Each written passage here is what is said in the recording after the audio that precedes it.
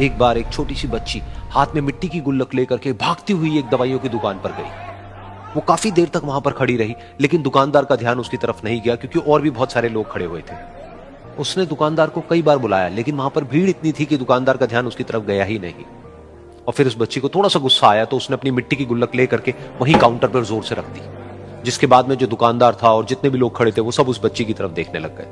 और फिर उस दुकानदार ने उस बच्ची से पूछा, बेटे आपको क्या चाहिए? तो वो बड़े ही भोलेपन से बोली कि मुझे एक चमत्कार चाहिए। ये सुनकर के दुकानदार को कुछ समझ नहीं आया, ना ही वहां पर जो लोग थे उनको कुछ समझ में आया, और सब उसकी तरफ देखने लग गए। फिर दुकानदार ने बोला, बेटे चमत्कार तो यहां पर नहीं मिलता है। तो बच्ची को लगा कि वो उससे झूठ बोल रहा है, तो बच्ची ने कहा कि मेरी गुल्लक में बहुत पैसे हैं, आप बताओ आपको कितने पैसे चाहिए, लेकिन मैं आज यहां से चमत्कार लेकर के ही जाऊंगी। तो वहीं काउंटर पे एक और आदमी खड़ा था, उसने उस बच्ची से पूछा कि बेटे क्यों चाहिए तुमको चमत्कार? तब उस बच्ची ने अपनी कहानी बताई कि अभी कुछ दिन पहले मेरे भाई के सर में बहुत तेज दर्द हुआ, तो मेरे पापा मम्मी उसको हॉस्पिटल ले गए। उसके बाद कई दिन तक मेरा भाई घर नहीं आया। तो मैंने कई बार अपने पापा से पूछा, लेकिन उन्होंने मुझे कुछ नहीं बताया। उन्होंने बार बार यही कहा कि वो आ जाएगा, वो कल आ जाएगा, वो कल आ जाएगा, लेकिन वो आ ही नहीं रहा था। तो मैंने देखा कि मम्मी रो रही है, और पापा मम्मी को कह रहे थे कि उसकी दवाइयों के लिए और उसके इलाज के लिए जितने पैसे चाहिए उतने मेरे पास में नहीं है, अब उसको कोई चमत्कार ही बचा सकता है। तब मुझे लगा कि अगर मेरे पापा के पास में इतने पैसे नहीं भी हैं तो क्या हुआ, मेरे पास में तो है। तो मैंने जितने भी पैसे जोड़ रखे हैं वो सारे लेकर के मैं इस दवाई की दुकान पर आई। फिर उस आदमी ने उस बच्ची से पूछा, कितने पैसे हैं तुम्हारे पास में? ये सुनते ही उस बच्ची ने अपनी गुल्लक उठाई, जमीन पर फेंकी और तोड़ दी, और पैसे गिनने लग गई।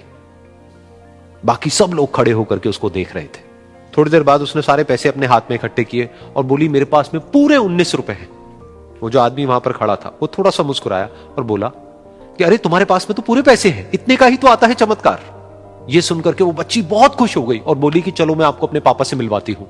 बाद में पता लगा कि वो आदमी कोई आम आदमी नहीं था, बल्कि एक बहुत बड़ा न्यूरोसर्जन था, और उसने सिर्फ 19 रुपए में उसके भाई की सर्जरी करी, और कुछ ही दिन बाद वो ठीक होकर के घर वापस आ गया। फिर कुछ दिन बाद वो बच्ची, उसका भाई, उसके पापा, उसकी मम्मी चारों एक साथ बैठे हुए थे और बात कर रहे थे। तो उसकी मम्मी ने उसके पापा से पूछा कि अब तो बता दो ये चमत्कार आपने किया कैसे?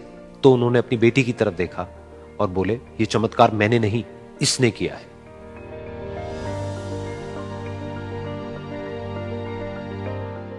तो यहां पर एक बहुत बड़ी बात है जो हम उस छोटी सी बच्ची से सीख सकते हैं कि जिंदगी में कभी कभी ऐसा होता है कि हमको कोई रास्ता नजर नहीं आ रहा होता है और हम लोग हिम्मत हार जाते हैं। तब हमारे अंदर एक बच्चा होता है जो कोशिश करने से कभी भी पीछे नहीं हटता है। वो हार मानने को तैयार नहीं होता है क्योंकि उसको ना शब्द समझ नहीं आता है। वो बच्चा जिसके लिए कुछ भी नामुमकिन नहीं है, क्योंकि वो हर हाल में कोशिश करता ही रहता है।